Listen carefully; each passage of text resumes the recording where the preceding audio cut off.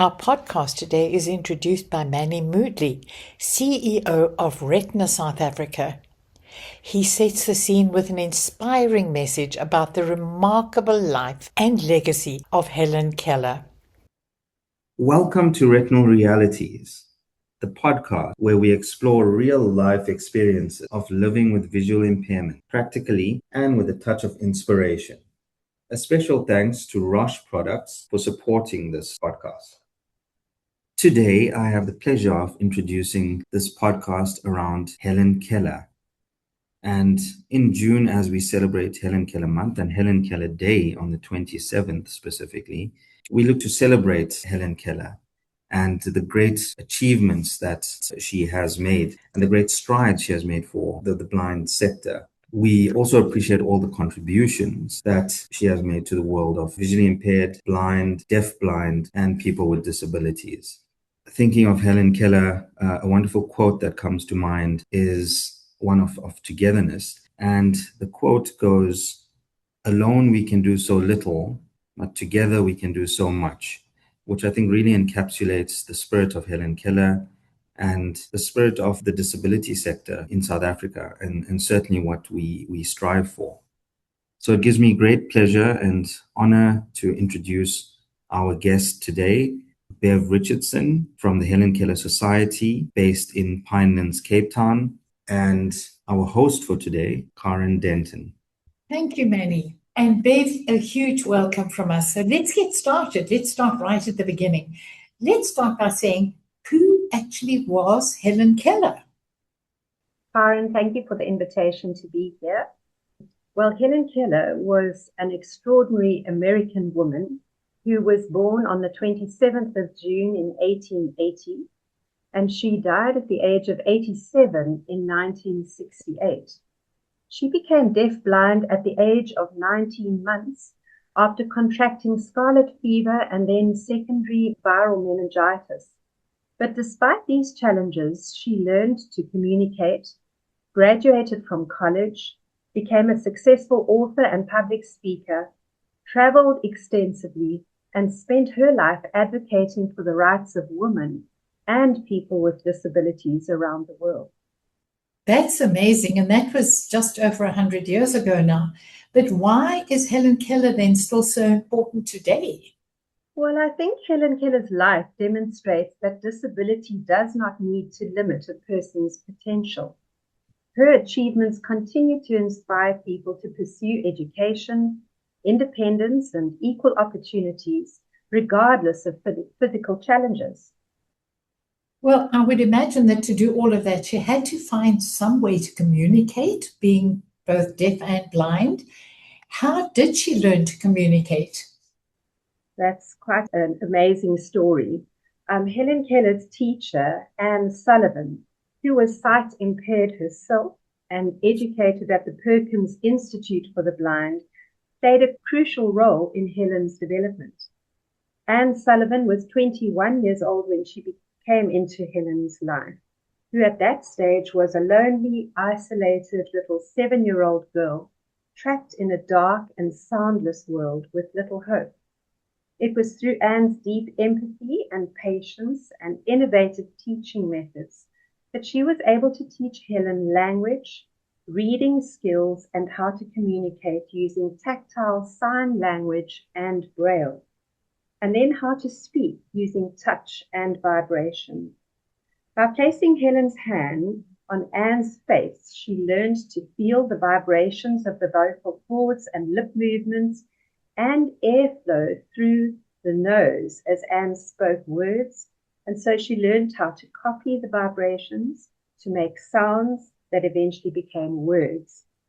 And you may not know, but her first word that she actually spoke with meaning was the word water. Oh, wow. That's absolutely incredible. And it sounds to me as though we need an Anne Sullivan Day as well as a Helen Keller Day, because she's had such a major impact. Wasn't Helen Keller lucky to come across such a person? What were some of Helen Keller's major achievements? Well, I think one of the most remarkable things for me is that she learned to read and write in 5 different languages. They were English, French, German, Greek, and Latin, using Braille, although she only spoke English. Another amazing achievement was that she was the first deaf-blind person to ever earn a Bachelor of Arts degree, cum laude, from Radcliffe College at Harvard University. And during her life, she was awarded 7 honorary degrees, and I found it quite interesting that one of them was from Wits University and one was from the Johannesburg University. She wrote 14 books, hundreds of papers and speeches on a wide variety of topics, ranging from animals even to Mahatma Gandhi. And then she was a great public speaker and advocate for women and the rights of people with disability, world peace and labor rights, and was involved in global humanitarian work. She co-founded the Helen Keller International, which still continues today to fight the causes and consequences of blindness and malnutrition around the world. Those were just some of her achievements. Isn't she absolutely remarkable? Wouldn't it be wonderful if we could all still meet her today? But now let's talk a little bit more about the Helen Keller Society in South Africa, Bev. Okay, so Karen, the Helen Keller Society is actually just a local not-for-profit organization based in Pinelands in Cape Town. And the society's primary focus is actually providing inclusive retirement accommodation in the form of independent living, assisted living, and frail care for about 120 residents. And then residents with sight loss are given preference. So about 60% of the residents living here are visually impaired. And then the society funds the low vision service of the Helen Keller Society, which provides assistance to those of all ages and all walks of life in the wider community who are struggling to remain independent because of sight loss. Incidentally, the Helen Keller Society is not in any way connected to the Helen Keller International, but we also carry Helen Keller's name in honor of the role she played during her visit to Cape Town in 1951, where at the City Hall she advocated for and secured commitment to funding for the building of a hostel for blind working women. Now, the foundation stone was laid in 1957, and the Helen Keller Hostel for a few blind women was opened in 1958 here on these very premises where we are today. The Helen Keller Society has evolved from that hostel for a few blind working women into the service that it is today. That's absolutely remarkable, and I'm so glad that we're talking to you today because there's so much that we can achieve together. And let's just go a little bit more into the specifics of how the Helen Keller Society actually helps people today, the low vision branch maybe. Okay. Yes, it is very much that. So apart from the retirement accommodation, the low vision service plays a vital role in trying to restore independence and quality of life to as many people as possible who are coping with vision loss. The low vision service consists of a well-stocked resource center with a wide range of glare glasses, magnifiers, and many other low vision assistive devices. And it is staffed by 2 occupational therapists and a social worker. Our service is offered by appointment only, and we offer functional assessments carried out by an occupational therapist, and then look for possible solutions to living with low vision. The service is offered free of charge to make it accessible to all. We do have access to some funding to assist clients who are unable to pay for assistive devices. And we work very closely with the ophthalmology departments at Grooterschuur Hospital, Tygerberg Hospital, Eerste River Hospital, and the Red Cross Children's Hospital, receiving most of our referrals from these hospitals or from ophthalmologists and optometrists in private practice. We also provide a low vision service to the local school for the blind, where we're trying to ensure that each of the children with low vision have access to some assistive device that they can use at home for reading.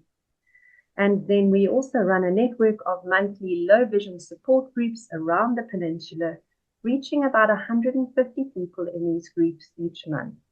And the focus in these groups is very much living with low vision. I hope that gives you a bit of an idea of what we do. I think that's remarkable indeed.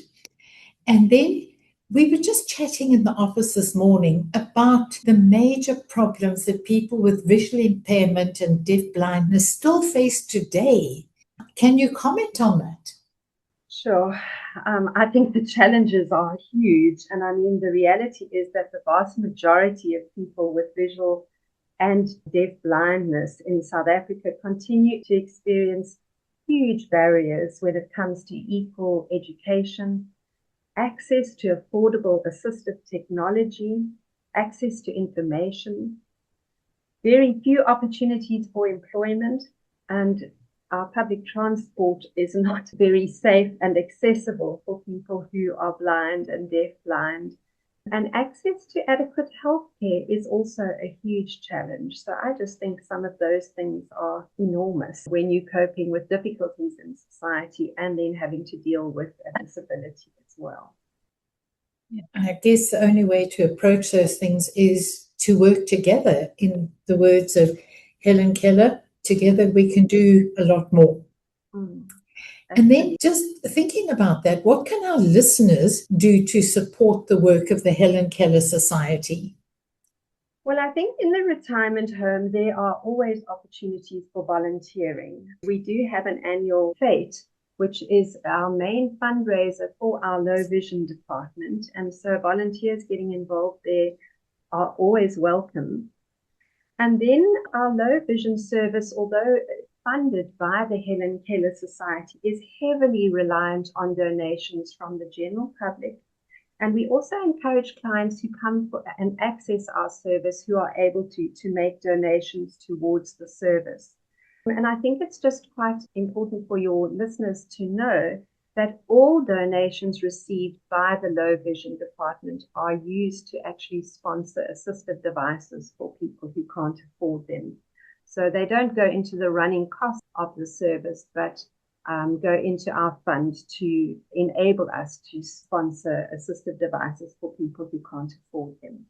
So those are the two ways, the volunteering and then financial donations, earmarked for the low vision service rather than for the retirement center. That is very, very valuable indeed. And in fact, just listening to you today, the whole story of Helen Keller reminds us that determination, education, and support can overcome enormous obstacles, as she did. Through the continued work of the Helen Keller Society, her legacy of empowerment and inclusion lives on in our own country today. And then, as we wrap up today's episode of Retinal Realities, a heartfelt thank you to you, Bev, for sharing both the story of Helen Keller and the valuable work being done by the Helen Keller Society. And of course, our thanks to Roche Products for their ongoing support in bringing these conversations to life. If you've enjoyed this episode, please share it with others who might benefit and join us again as we continue exploring the realities and possibilities of living with visual impairment. And to everyone listening, please remember to subscribe to the series by clicking on the subscribe button on this page. This will help to keep this popular series going. All our podcasts are available on www.retinasa.org.za under the tab Learn. Thank you.